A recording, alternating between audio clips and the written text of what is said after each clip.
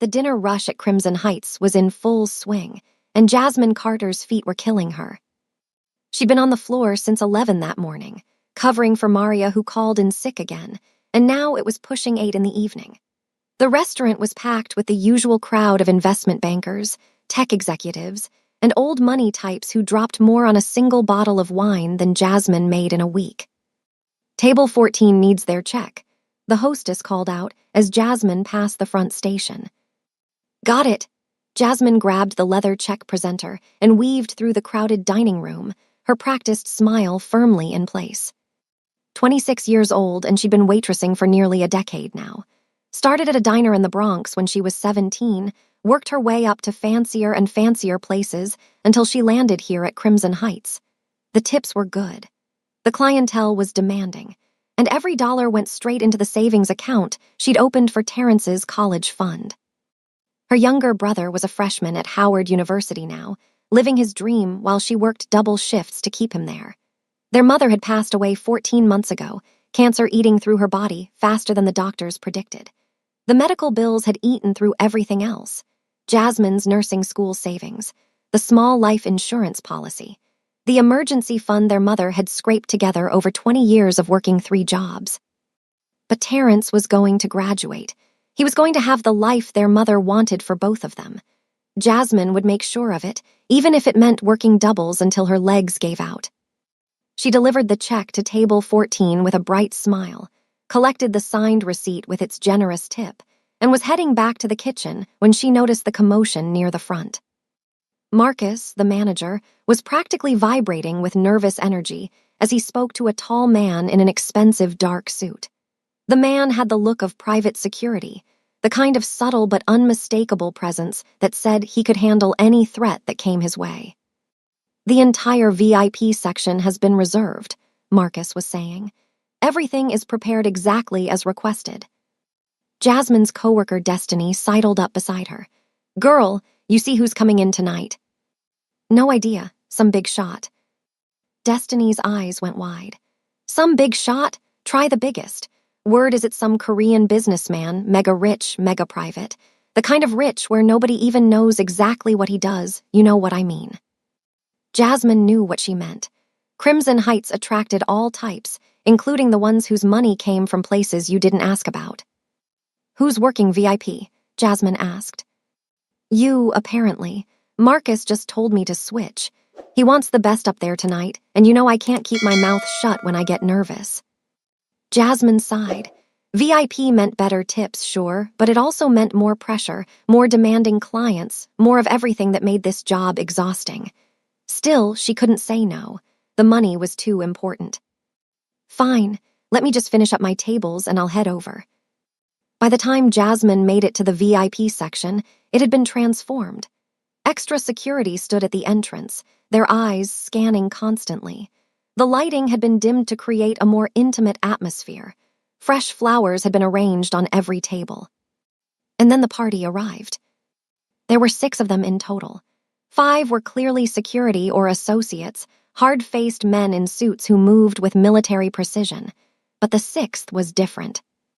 He was tall, maybe 6 feet, with black hair swept back from a face that could have belonged to a model or a movie star. High cheekbones, sharp jaw, lips pressed into a thin line that suggested he rarely smiled. He wore a charcoal suit that fit him like it was made specifically for his body, which it probably was. Everything about him screamed money and power, from the platinum watch on his wrist to the way the other men deferred to him without question. But it was his eyes that caught Jasmine's attention. Dark, intense, cold in a way that made her shiver despite the warmth of the restaurant. Those were the eyes of someone who had seen things, done things, things that regular people couldn't imagine. He was dangerous. She knew it in her bones, the same way she'd learned to recognize danger growing up in the Bronx. You developed instincts when you came from where she came from. You learned to read people, to spot the ones who meant trouble before trouble found you. This man was trouble wrapped in a $10,000 suit. Marcus appeared at her elbow. "Jasmine, you're serving them tonight. Whatever they want, they get. Do not mess this up." "Who is he?" Marcus's face went pale. "His name is Jun-Ho Park, and that's all you need to know. Just keep him happy." Jun-Ho Park. The name meant nothing to Jasmine, but the fear in Marcus's voice told her everything. She straightened her apron, took a deep breath, and approached the table with her best professional smile. "Good evening, gentlemen. Welcome to Crimson Heights. My name is Jasmine, and I'll be taking care of you tonight. Can I start you off with some drinks?" Most of the men ignored her completely, scanning the room with practiced vigilance. But Jun-Ho Park looked up, and for a moment, their eyes met. Something passed between them, recognition almost, though they'd never met, a spark of something unexpected in those cold, dark eyes. Jasmine felt her heart skip, which was ridiculous. She'd served hundreds of wealthy, attractive men. None of them had ever made her feel like she'd been struck by lightning. "Scotch," he said. His voice was low, smooth, with just a hint of an accent. "Macallan 25 neat, for the table." "Right away, sir." As she walked to the bar, Jasmine could feel his eyes on her back. She told herself she was imagining it. The evening proceeded with surprising smoothness. Jun-Ho Park and his associates spoke in low voices, switching between English and Korean. They ordered food but barely touched it. The tension at the table was palpable, though Jasmine couldn't determine its source. She kept their drinks filled, cleared plates efficiently, and maintained a professional distance. Every time she approached, she felt Jun-Ho's gaze on her, tracking her movements with an intensity that should have been unsettling but somehow wasn't. At one point, she reached across the table to retrieve an empty glass, and her arm passed close to his shoulder. He inhaled slightly, and she could have sworn she saw his expression flicker, that cold mask slipping for just a second. "Is there anything else I can get you, Mr. Park?" she asked. The hint of a smile. "You know my name."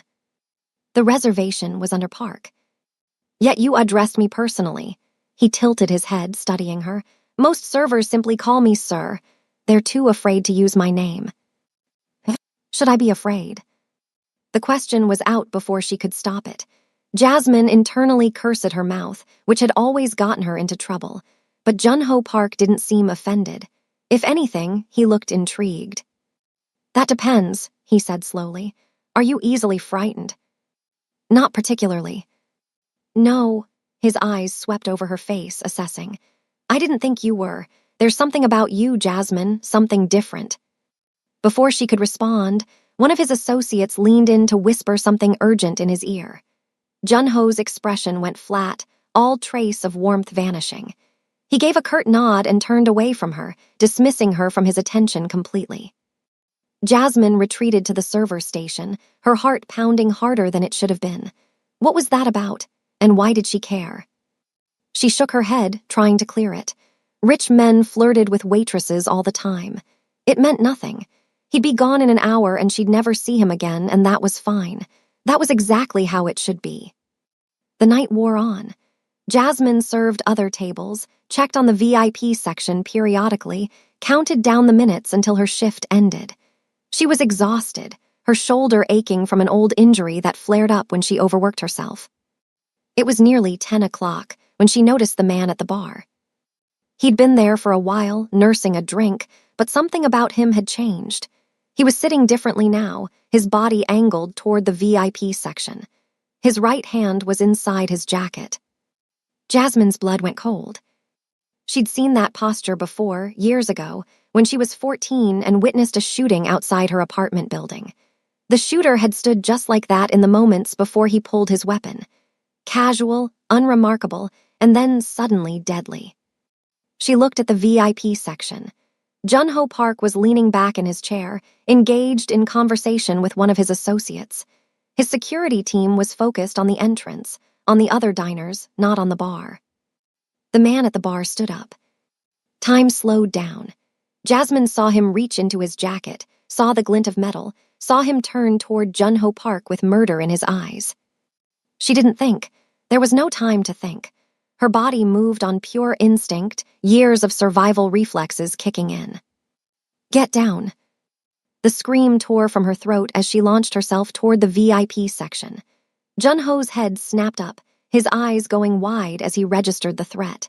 His security was already moving, but they were too far away. The gunshot was deafening in the enclosed space. Jasmine felt the impact before she felt the pain. Something hot and terrible tearing through her shoulder, spinning her around, dropping her to the ground. Screams erupted around her. More gunshots, glass shattering, bodies moving. She tried to breathe, but her lungs weren't working right. The ceiling lights blurred above her, spinning in lazy circles. Someone was applying pressure to her shoulder, someone else shouting orders. And then Jun-ho Park's face appeared above her, his cold mask completely shattered. She'd never seen anyone look so shocked, so horrified, so completely undone. "Why?" he demanded. "Why did you do that?" She wanted to answer, but her tongue was too heavy. The pain was really hitting her now, waves of it crashing over her body. She was going to pass out. She knew the signs. "Stay with me," Jun-ho commanded. "Don't you dare close your eyes, help is coming." But her eyes closed anyway, and the last thing she saw was his face, that cold, dangerous face, twisted with an emotion she couldn't name. Then there was only darkness. If you're watching this right now, please hit that subscribe button. This story is going to take you on a journey you won't forget, and I need to know you're riding with me. Drop a comment and tell me what city you're watching from. It really means everything to me when you engage, and honestly, your support is what keeps these stories coming. Don't scroll past this, just 1 second to subscribe, like, and comment. Thank you, my great family. Now, let's continue. Jasmine woke up in a room that definitely wasn't a hospital. The bed beneath her was too soft, the sheets too silky, the air too clean. Hospitals smelled like antiseptic and industrial cleaner. This room smelled like fresh flowers and expensive cologne. She tried to sit up and immediately regretted it. Pain exploded through her shoulder, and she gasped, falling back against the pillows. "Don't move," the voice came from somewhere to her right. "You'll tear your stitches." Jasmine turned her head slowly, carefully. Jun-ho Park sat in a leather armchair across the room, watching her with those intense dark eyes. He'd changed clothes at some point, trading the formal suit for a more casual black sweater and slacks. He looked tired. He looked like he hadn't slept. "Where am I?" Her voice came out rough, scratchy. "A private medical facility in Queens. You've been unconscious for 16 hours. 16 hours. Jasmine tried to process that. She remembered the restaurant, the man with the gun, the sound of the shot. She remembered throwing herself in front of a stranger and feeling the bullet tear through her body. Why had she done that? She'd asked herself that question 1,000 times over the years when she thought about that moment, and she still didn't have a good answer. Instinct, maybe. Stupidity, probably. "The assassin?" she asked. "Dead." Jun-ho's expression didn't change. "My security eliminated him immediately after he fired." "Oh," she didn't know how to feel about that. Relieved, horrified, both. "You saved my life." Jun-ho leaned forward, elbows on his knees. "That bullet was meant for my chest. If you hadn't warned me, if you hadn't moved when you did, I would be dead right now." "I just reacted. I saw him going for a gun and she trailed off. "I didn't really think about it." Most people would have run, would have hidden, would have done anything except throw themselves in front of a bullet meant for a stranger. Jasmine didn't know what to say to that. He was right. It was crazy. She'd risked her life for a man she didn't know, a man who was clearly involved in something dangerous and probably illegal. "The doctors say you were lucky," Jun-ho continued. "The bullet went through your shoulder cleanly. It missed the major blood vessels, missed the bone. You'll need physical therapy, but you should make a full recovery." "That's good." She looked around the room again, taking in the expensive furniture, the artwork on the walls, the window showing a view of unfamiliar city buildings. "When can I go home?" Something shifted in Jun-ho's expression. A hardening, a closing off. "That's complicated." "What do you mean, complicated?" "I want to go home. I want to see my brother. I want to go back to my life. The man who tried to kill me was sent by a rival organization." Jun-ho's voice was calm, controlled, but there was steel underneath. "They were trying to start a war. Because of your intervention, you've been identified as someone connected to me." "But I'm not connected to you. I was just doing my job." "They don't care about the truth. They care about what they saw. A black woman threw herself in front of me and took a bullet meant for my heart. In their eyes, you're mine now. You're a target." Jasmine's blood ran cold. "That's insane." "That's the world I live in." He stood, moving toward her bed. Up close, she could see the exhaustion in his face, the tension in his shoulders. Your apartment in the Bronx has been under surveillance since last night. If you go back there, you'll be dead within 24 hours. You can't know that. I do. He stopped beside her bed, looking down at her with those unreadable eyes. I'm moving you to my penthouse in Tribeca. You'll be safe there under my protection until this situation is resolved. I'm not going anywhere with you. Jasmine tried to sit up again, ignoring the pain. I don't know you. I don't know what you do or who these people are or why they're trying to kill you. I just want to go home. That's not possible. The hell it isn't. Junho's jaw tightened. You don't understand. The people who sent that assassin, they're not going to give up because their first attempt failed. They're going to try again. And next time they might come for you first, use you to get to me. Then tell them I'm nobody. Tell them I was just a waitress who made a stupid decision. It doesn't work that way. His voice was cold now, flat. In my world, debts matter. You saved my life. That creates an obligation I cannot ignore. Whether you want it or not, you're under my protection now. Jasmine stared at him, rage and fear battling inside her. This wasn't fair. None of this was fair. She'd been trying to survive, trying to make enough money to keep her brother in school, trying to get through each day without falling apart. And now, because of one instinctive moment of insanity, her entire life was being torn away from her. What about my brother? She demanded. He's at Howard University. He doesn't know anything about this. He'll worry when he can't reach me. I'll make arrangements. What kind of arrangements? Security, protection. If these people find out about your connection to him, he could become a target too. The thought of anyone hurting Terrence made Jasmine's chest tighten. He was just a kid, really. 19 years old, studying business, dreaming of starting his own company someday. He had nothing to do with any of this. I want to call him. I need to tell him I'm okay. Junho shook his head. Any contact could be traced, could put him in danger. For now, it's better if he doesn't know where you are. You can't do this, Jasmine's voice cracked. You can't just kidnap me. I'm not kidnapping you. I'm keeping you alive. He moved toward the door, his shoulders rigid. Rest now. The doctors will check on you in a few hours. Once you're stable enough to travel, we'll move to the penthouse. And if I refuse? He paused at the door, not turning around. Then you'll die, and your brother will probably die too, because they'll use him to confirm you're no longer useful to me. He finally looked back, and there was something almost like regret in his eyes. I'm not asking you to trust me. I'm asking you to survive. He left without waiting for a response.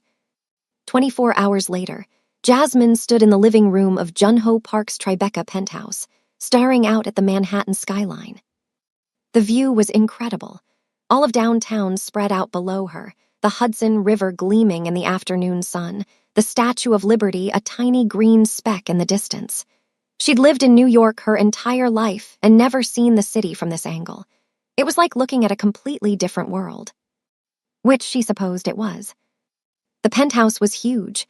3 bedrooms, a gourmet kitchen, a library, a home office, more space than she'd ever seen in any apartment. The furniture was all modern and expensive, blacks and grays and chrome. There were very few personal touches. No family photos, no artwork that seemed meaningful, nothing that gave any indication of who Junho Park really was.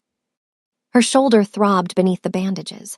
The doctors had changed her dressings before she left the medical facility, given her prescriptions for antibiotics and pain medication, warned her to take it easy for the next few weeks.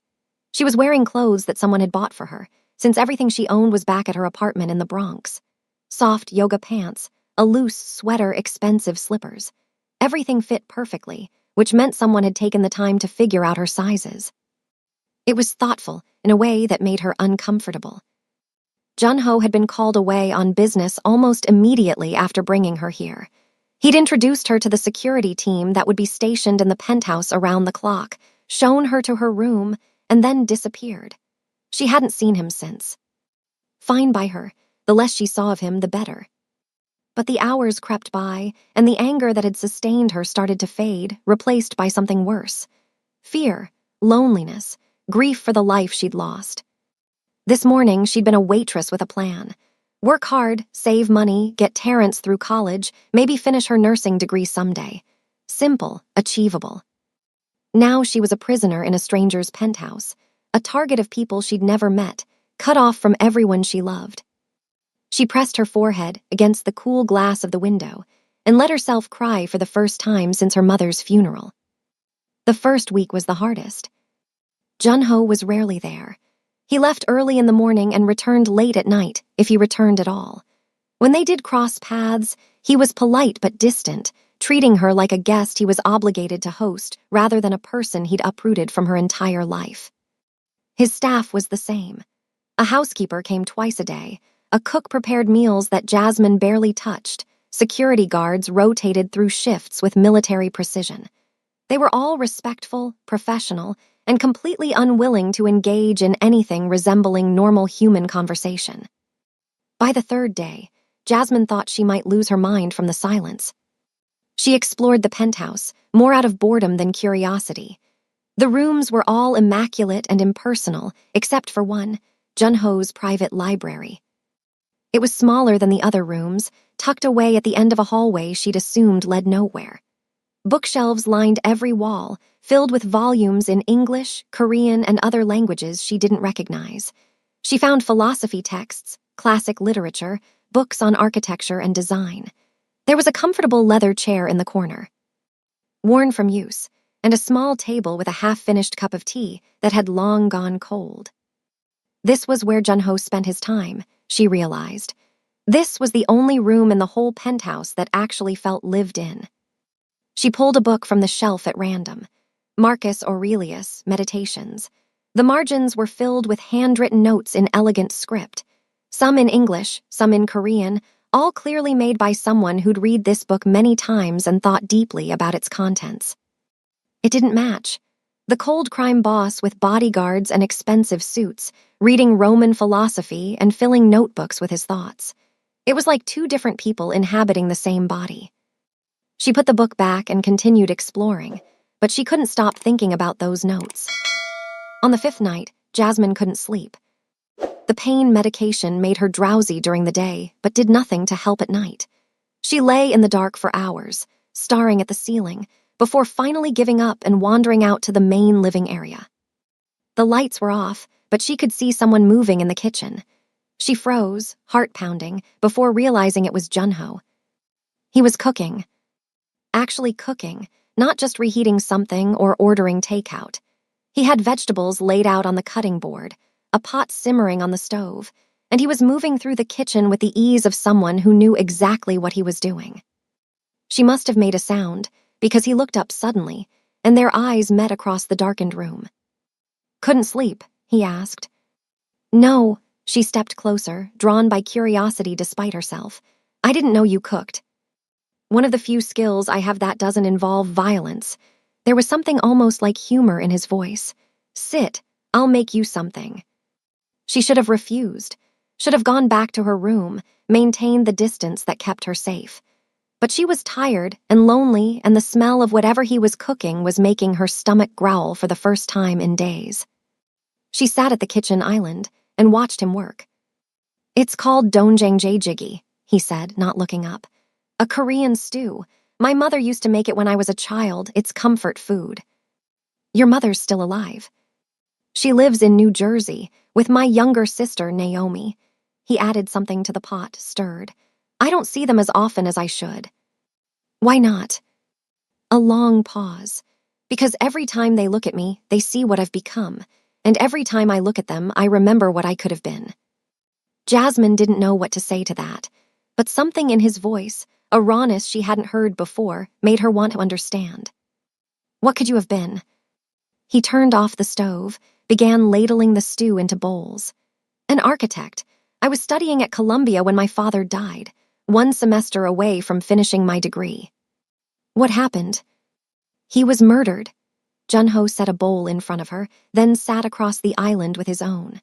"A rival syndicate decided they wanted our territory. They killed him to send a message. I was 27 years old, and suddenly I was responsible for everything he'd built, for everyone who depended on our family." "So you took over." "I had no choice. My mother, my sister, hundreds of people who worked for my father, they all needed someone to protect them, to lead them. He picked up his spoon but didn't eat. I never wanted this, but want doesn't matter when people's lives depend on you. Jasmine thought about Terrence, about dropping out of nursing school to pay their mother's medical bills, about working double shifts until her feet bled so he could have the future he deserved. I understand that, she said quietly. He looked at her then, really looked at her, and something shifted in his expression. Tell me about your life before all this. So she did. She told him about growing up in the Bronx, about her mother working 3 jobs to keep food on the table, about Terrence being born when she was 7 and becoming the best thing that ever happened to their family. She told him about nursing school, about the dream she'd had of helping people, about watching that dream slip away when the cancer came. I was 1 semester away too, she said with a bitter laugh. 1 semester from finishing, and then everything fell apart. I'm sorry. Don't be, it's not your fault. No, but I'm the reason you can't go back to that life now. He set down his spoon, his expression serious. I meant what I said before. I have resources. I could pay for you to finish your degree once this is over. I don't want your money. It's not charity. It's compensation for what my world has taken from you. It still feels like charity. Jasmine pushed her half-finished bowl away. I've worked for everything I have, everything. And now I'm sitting in a penthouse I didn't earn, wearing clothes someone else bought, eating food someone else cooked. I feel like I'm disappearing. Junho was quiet for a long moment. Then he stood, came around the island, and gently touched her chin, tilting her face up to meet his eyes. You're not disappearing, he said. You're surviving. That's what people like us do. We survive even when everything around us is burning. And then, when the fire dies down, we rebuild. His touch was warm. His eyes were warm too, she realized. Not cold at all, not when he let his guard down. Warm and deep and full of something that looked almost like understanding. Your shoulder, he said, his fingers trailing down to hover over the bandage visible at her neckline. Does it still hurt? Sometimes. May I? She nodded, not trusting her voice. He moved behind her, carefully lifted the edge of her sweater to expose the bandage. His fingers were gentle as he checked the dressing, so gentle she could barely feel them. It's healing well, he murmured. The doctor will be pleased. Junho. He stilled at the sound of his name. Why do you care so much? About me, about my shoulder, about any of this? You could just keep me locked in a room somewhere until the danger passes. You don't have to cook for me at 2 a.m. He was quiet for so long she thought he wouldn't answer. Then his hands dropped from her shoulder, and he stepped back. I don't know, he admitted. But when I saw you fall, when I saw the blood, he shook his head. Something broke in me, something I didn't know could still break. Their eyes met again, and the air between them crackled with tension, with possibility, with the terrifying potential of something neither of them had expected. Get some sleep, he said finally, stepping back. We'll talk more tomorrow. He walked away, and Jasmine sat alone in the kitchen for a long time, trying to make sense of what had just passed between them. 3 weeks. 3 weeks of living in the penthouse. 3 weeks of slow healing and careful conversations, and something building between them that neither would name. Junho had assigned her a personal bodyguard named Diego Martinez, a stocky Puerto Rican man with kind eyes and a quick smile. He was nothing like the other security guards, willing to actually talk to her, to treat her like a person instead of a package to be protected. He's not what you think, you know, Diego said one afternoon as they sat in the living room playing cards. The boss. What do I think he is?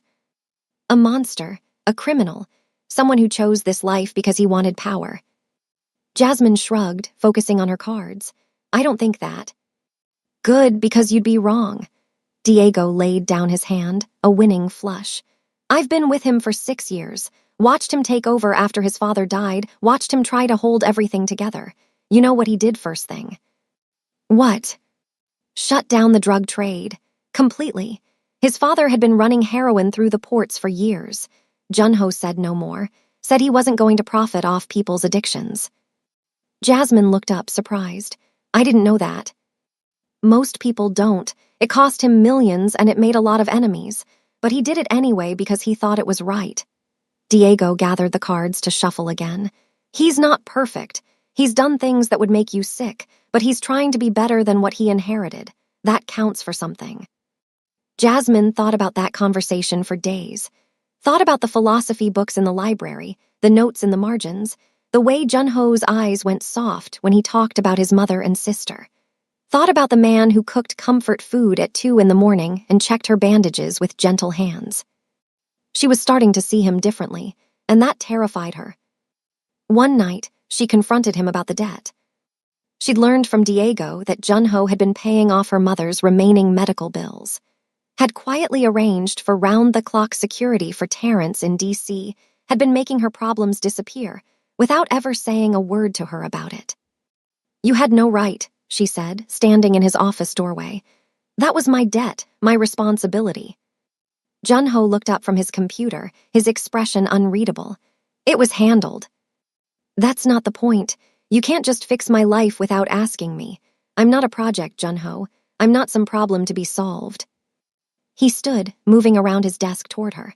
"I wasn't trying to." "You were. You've been treating me like a child since the moment I woke up in that medical facility. Making decisions for me, controlling what I can do and where I can go, throwing money at everything like that makes it okay." "I was trying to help." "I don't want your help," she was shouting now, weeks of frustration boiling over. "I want my life back. I want to see my brother. I want to go back to work. I want to sleep in my own bed in my own apartment. I want to stop feeling like I owe you something I can never repay." Junho's control finally cracked. "You don't owe me anything. You saved my life. If anything, I owe you." "Then let me go." "I can't." He was close now, close enough that she could see the pain in his eyes. "Don't you understand? If you leave, if something happens to you, I'll never forgive myself. I've watched too many people die because I couldn't protect them. I won't add you to that list." "That's not your choice to make." "Then help me make a different one." His voice dropped, ragged with emotion. "Tell me what you need. Tell me what would make this bearable and I'll do it. Anything. I need you to stop pretending this is just about keeping me safe." The words came out before she could stop them. "I need you to admit there's something else going on here." The silence stretched between them, heavy and charged. "There is," Junho said finally. "I can't stop thinking about you. You haunt every moment of my day. When I'm working, when I'm supposed to be focused on survival, all I see is your face. All I hear is your voice. Junho, your fearlessness, your defiance, the way you look at me like I'm not a monster." He reached out, touched her cheek, so softly it was almost not there. "You make me feel things I thought died when I entered this life, and it terrifies me." She should have pulled away, should have maintained the distance that kept her safe. Instead, she kissed him. It was explosive, desperate, hungry in a way she'd never experienced. His hands tangled in her hair, her arms wrapped around his neck, and for a perfect moment, nothing existed except the two of them and the electricity between them. Then reality came crashing back. The door burst open. Vincent Chen, Junho's right-hand man, stumbled in with panic on his face. "Boss, we have a situation." Junho pulled away from Jasmine, his expression shifting instantly from passion to cold focus. "What is it?" "Volkov's made his move. He's grabbed Lisa Chen, the daughter of your ally in Philadelphia. He's demanding you surrender yourself in exchange." Jasmine watched Junho's face harden, watched the warmth drain out of his eyes, replaced by something ruthless and calculating. "Prep my team. We leave in an hour." "It's a trap," Vincent warned. "Obviously, but I can't abandon Kim. He's been loyal for 20 years. Junho turned to Jasmine, his expression softening slightly. "Diego will take you to a safe house upstate. You'll be protected there until this is resolved." "You're walking into a trap." "I know. You could die." "I know that too." He moved toward her, cupped her face in his hands. "But some things are worth dying for. Loyalty, honor, protecting the people who trust you." "What about protecting me?" Something flickered in his eyes. Pain, maybe, or regret. "That's why I'm sending you away. Whatever happens to me, you'll be safe." She wanted to argue, wanted to scream at him for being so stupid and noble and willing to throw his life away. But she could see in his eyes that his mind was made up. "Promise me you'll come back," she whispered. "I can't promise that." "Promise anyway." He kissed her instead, deep and fierce and full of everything he couldn't say. Then he pulled away, and the cold mask slid back into place. "Diego, get her out of here." He was gone before she could say goodbye. The safe house was in the Catskills, a rustic cabin hidden deep in the woods. Diego, along with 2 other guards named Parker and Mitchell, drove her there in an armored SUV that night. Jasmine couldn't stop thinking about Junho, about the kiss, about the way he'd looked at her before he left, like he was memorizing her face, like he might never see her again. She tried to watch the news on her phone, but there was nothing about a confrontation in Philadelphia. Either it hadn't happened yet, or it was being kept quiet. "He's going to be fine," Diego said, reading her expression. "The boss is tough. He's survived worse than this." "Has he?" Diego's hesitation told her everything. The first night passed without incident. Jasmine barely slept, startling at every sound from the woods outside. By morning, she was exhausted and irritable, packing the cabin like a caged animal. The second night, everything went wrong. Parker received a phone call around midnight. He stepped outside to take it, was gone for about 10 minutes, then came back in with a strange look on his face.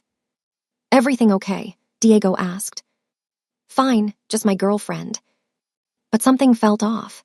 Jasmine noticed it first, the way Parker and Mitchell kept exchanging glances, the tension in their shoulders. She caught Diego's eye and saw that he'd noticed it too. She was in the kitchen, reaching for a glass of water, when she heard the click of a safety being released. "Don't move."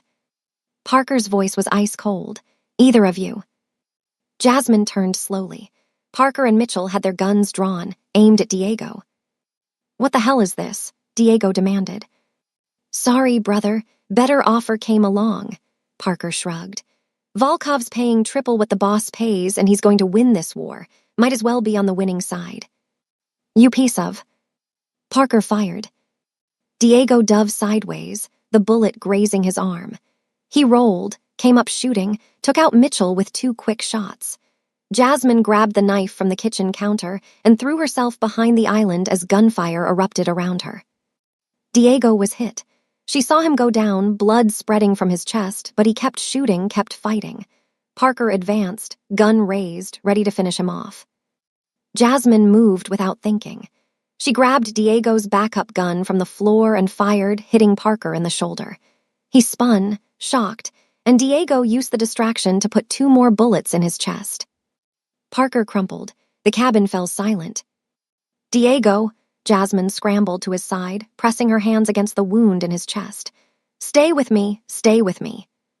"Get out of here," he gasped. "There could be more." The front door exploded inward. Jasmine raised the gun, ready to fire, but froze when she saw who was leading the assault. Vincent Chen, with a team of Junho's men. "Clear," one of them shouted. Vincent rushed to Diego's side, took in the scene with sharp eyes. "What happened?" "Parker and Mitchell," Jasmine said. "They turned. They were working for Volkov." Vincent's expression went dark. "Get Diego to the hospital, now." He turned to Jasmine. "You're coming with me. There's a new safe location in Westchester." "What about Junho?" The silence that followed was the worst sound Jasmine had ever heard. "The operation in Philadelphia went bad," Vincent said finally. "The building where they were supposed to meet, it exploded. We found the boss's car destroyed, but no body." "No body" means he could be alive.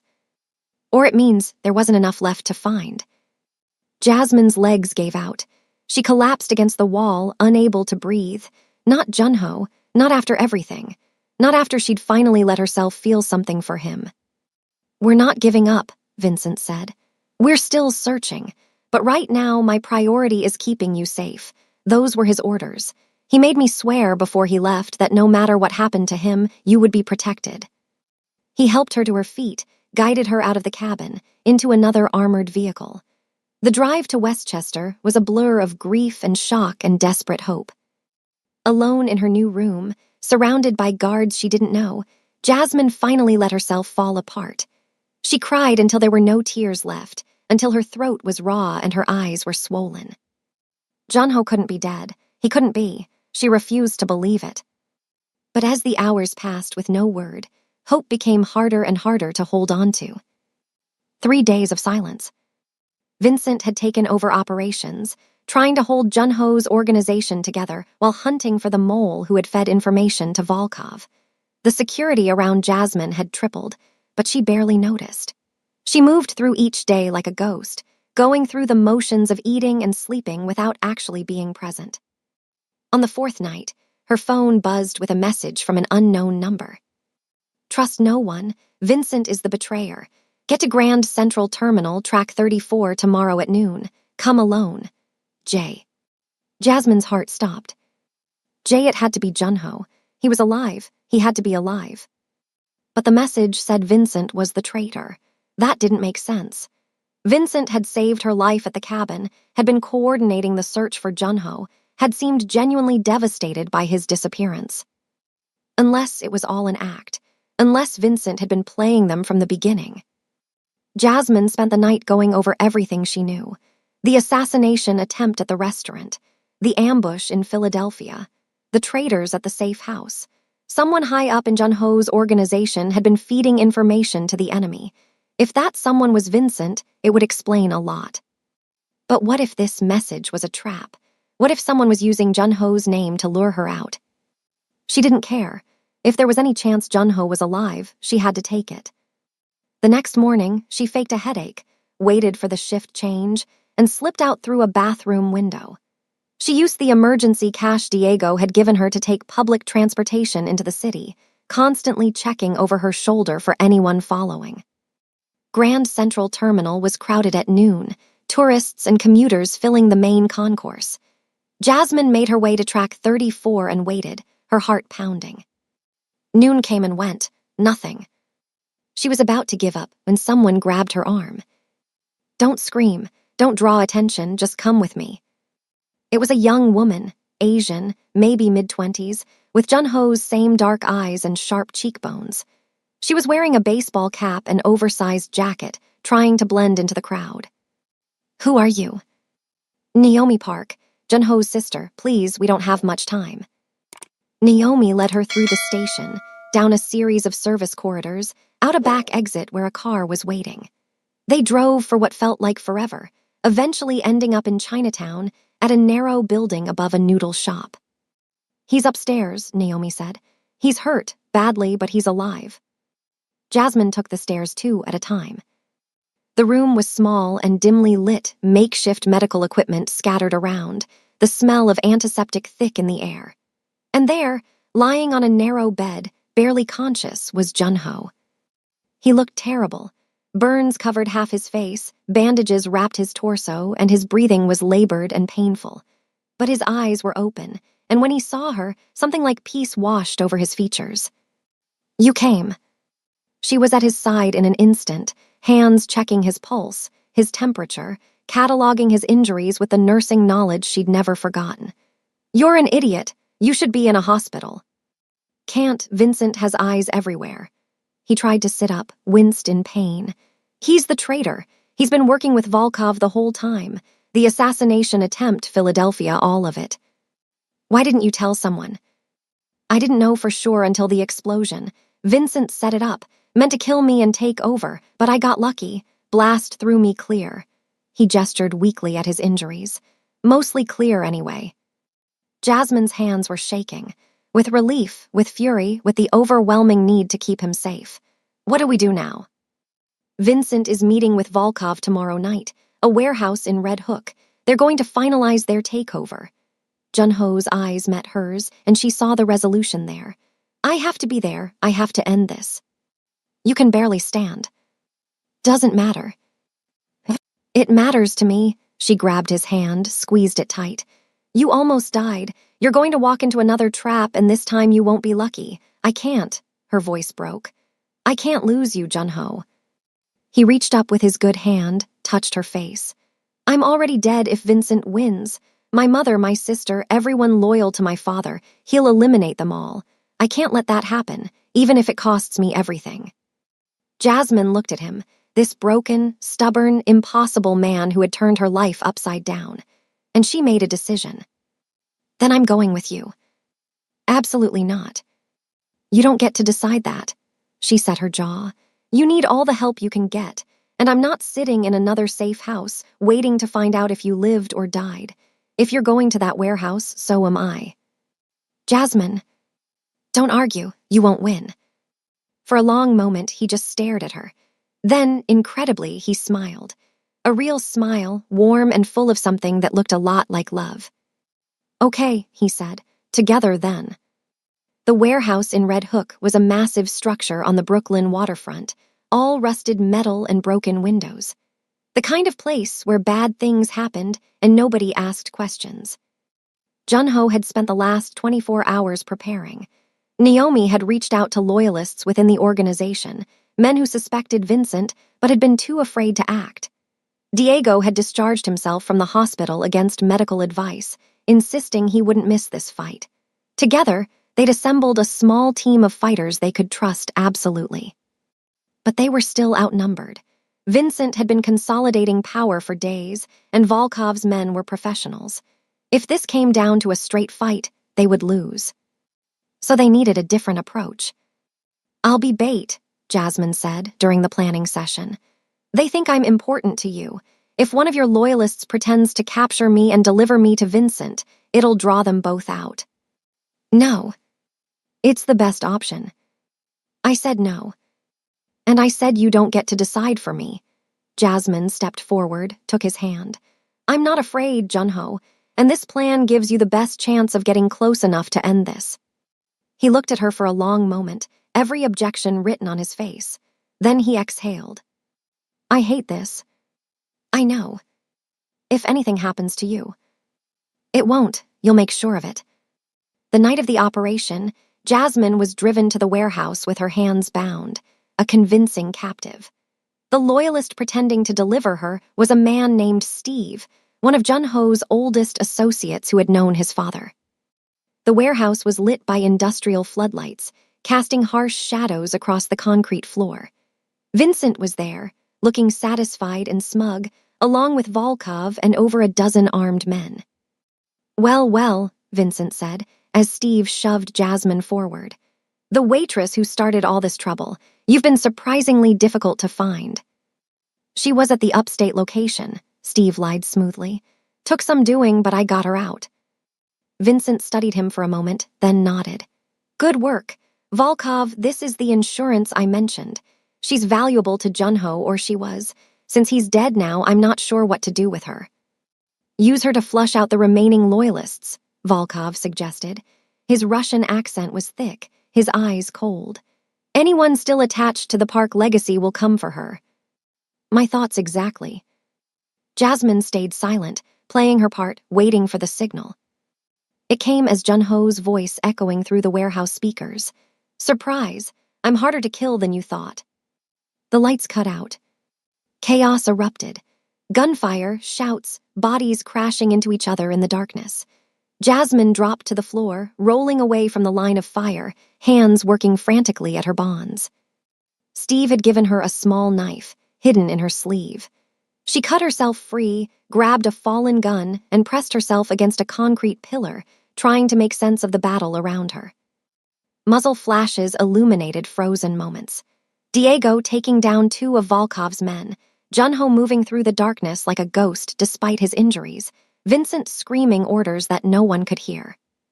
Then the emergency lights kicked on, bathing everything in red, and Jasmine found herself face to face with Vincent. He grabbed her before she could react, twisted the gun from her hand, pulled her against him as a human shield. His own weapon pressed against her temple. "Junho," Vincent's voice echoed through the warehouse. "Show yourself or I kill her." The gunfire died down. Slowly, Junho emerged from the shadows, his gun raised, his face a mask of cold fury. "Let her go, Vincent." "Why, so you can kill me?" Vincent laughed bitterly. "I don't think so. You know what your problem is. You're soft. You always were. Your father knew how to be ruthless, but you..." He shook his head. You're weak. Mercy isn't weakness, it's a choice. It's naivety, and it's why you were always going to fail. Behind Vincent, Jasmine saw movement. Volkov, wounded but still mobile, was raising his gun toward Junho's back. She reacted on instinct, stomped hard on Vincent's foot, dropped her weight, rolled away. Vincent's shot went wide. Junho spun and fired, hitting Volkov's center mass. Diego emerged from nowhere to put 2 bullets in Vincent. And then it was over. Vincent fell. Volkov collapsed. The remaining enemy fighters surrendered or fled. Junho stood in the center of the warehouse, swaying on his feet, his gun still raised. Jasmine ran to him just as his legs gave out, catching him before he hit the ground. You're okay, she said. We did it, it's over. Jasmine, his voice was fatting. Stay with me, just stay with me. Sirens in the distance. Help coming. She pressed her hands against his wounds and prayed to anyone listening that she hadn't saved him twice just to lose him now. The private hospital in Connecticut was quiet at 3 a.m. Jasmine sat beside Junho's bed, holding his hand, watching the steady rise and fall of his chest.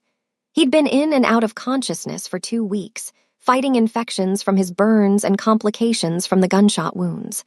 More than once, the doctors had warned her to prepare for the worst.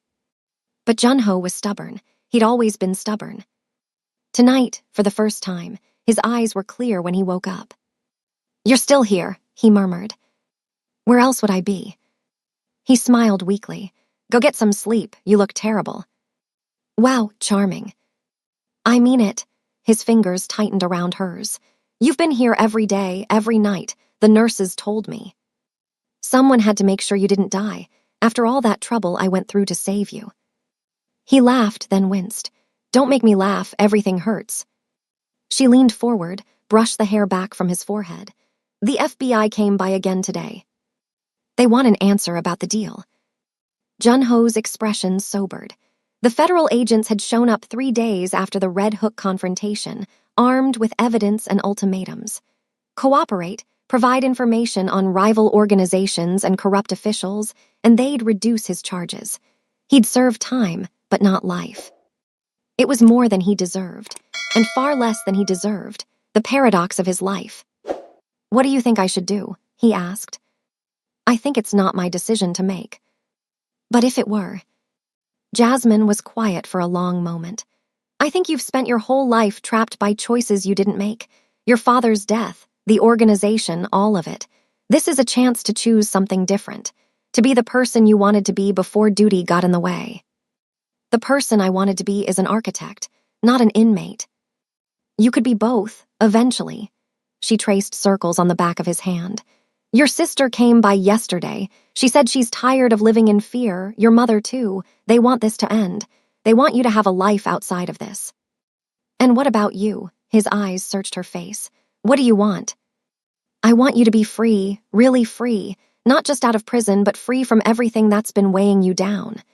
She brought his hand to her lips, kissed it gently. I'm going back to nursing school, finishing my degree, building a life I can be proud of. Whatever you decide, I'll be okay. But I'd rather build that life with you in it, whenever you're ready. Junho closed his eyes, and for a long moment she thought he'd fallen asleep again. Then he spoke, his voice barely a whisper. I'll take the deal. She exhaled, relief flooding through her. Yeah. 3 years, they said, maybe less with good behavior. He opened his eyes, met her gaze. Will you wait for me? I told you before. I didn't take a bullet for you just to walk away when things got hard. That's not an answer. Jasmine leaned down and kissed him, soft and sweet and full of promise. Yes, she said against his lips. I'll wait. 3 years later. The correctional facility in upstate New York looked different in spring, the surrounding trees green and full of life instead of bare and skeletal. Jasmine had made this drive dozens of times over the years, in every season, in every weather. She knew every mile of it by heart. But today was the last time. She parked in the visitor lot and waited, her heart hammering in her chest. She was wearing the scrubs she'd put on that morning for her shift at Mount Sinai, before leaving early with her supervisor's blessing.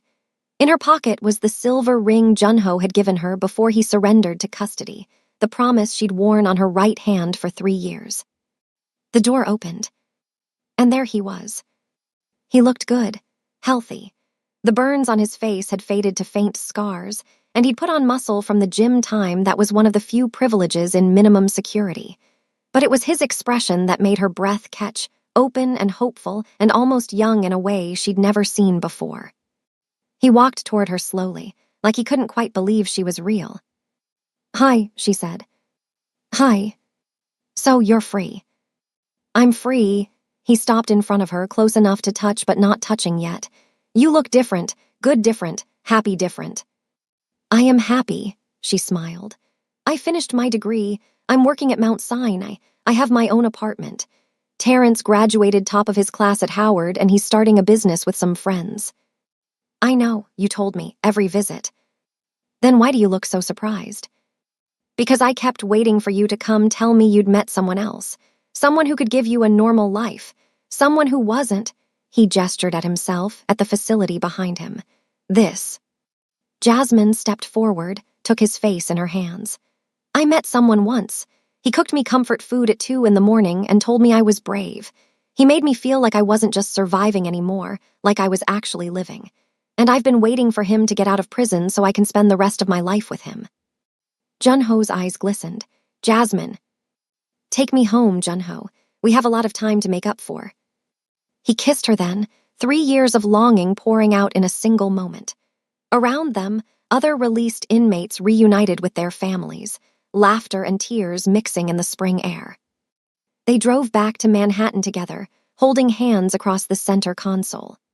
Junho told her about his plans, the architecture firm that had agreed to hire him on supervised probation, the affordable housing projects he hoped to work on, the life he wanted to build. That night, they went to dinner at a small Korean restaurant in Queens. Nothing fancy, just real and perfect. "I want to marry you," Junho said, over bowls of the same stew he'd made for her in his kitchen years ago. "I know there's still a lot of work to do for both of us, but I don't want to wait anymore. I've waited long enough." Jasmine pulled the silver ring from her pocket and set it on the table between them. "Then stop waiting." He picked up the ring, looked at her. "Is that a yes?" "It's been a yes since the night I threw myself in front of a bullet for you." She held out her left hand. "Now put it on the right finger this time." He did, and then they were both crying and laughing and holding each other in a restaurant booth, while the other diners tried not to stare. They walked through Central Park as the sun set, hands intertwined, talking about everything and nothing. At a specific bench, Junho stopped and pulled her close. "This is where I used to come when I was at Columbia," he said. "Before everything changed, I'd sit here and dream about the buildings I was going to design, the life I was going to live." He kissed her forehead. "I never imagined it would include you, but I'm so glad it does." "I love you, Junho." "I love you too, Jasmine, more than I ever thought I could love anyone." They walked away together as the city lights flickered on around them, two people who had found each other in violence and chosen love despite everything. 1 year later. Jasmine adjusted her stethoscope and checked the time. 5 minutes until her lunch break. Perfect. She finished up with her patient, a sweet elderly woman who reminded her of her mother, and headed down to the hospital's main entrance. Junho was already there, wearing a hard hat and dusty work clothes, a grin spreading across his face when he saw her. "How's the housing project?" she asked, as he pulled her into a hug. "Ahead of schedule. We break ground on Phase 2 next month." They found their usual bench in the small park across the street and unpacked the lunch he'd brought. Korean food, always Korean food, the recipes he'd learned from his mother and taught himself to perfect. "Terrence called this morning," Jasmine said between bites. "His company just landed their first major client." "That's amazing. He's going to do great things." "He learned from the best," she smiled. "His big sister, obviously." Junho laughed. "Obviously." They ate in comfortable silence for a while, watching office workers rush past, enjoying the warmth of the spring sun. Jasmine's ring caught the light, sending little sparkles dancing across their laps. We should have Mom and Naomi over for dinner this weekend, Junho said. I want to try that new recipe I found. Sounds perfect. She leaned against him, his arm wrapped around her shoulders. 4 years ago, she'd been a waitress working double shifts, barely surviving. Now she was a nurse, a wife, part of a family she'd never expected to have. Life wasn't perfect. Junho still had 2 more years of probation. The scars from his burns sometimes ached on cold days. Jasmine still had nightmares occasionally, flashes of gunfire and blood. But they had each other. They had love. They had a future they were building together, one day at a time. Hey, Junho said softly. Yeah. Thank you for saving my life, for waiting, for everything. Jasmine tilted her face up to kiss him. Thank you for being worth saving. They finished their lunch, kissed goodbye, and went back to their separate days.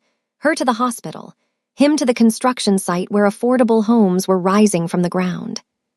2 people who had started as strangers, brought together by violence, transformed by love. And they lived, not happily ever after because life doesn't work that way, but happily enough. Happily together, happily in love. That was more than enough. Thank you for watching to the end. Please remember to click the subscribe button and make sure you like this video, and tell me in the comments where you're watching from. Thank you.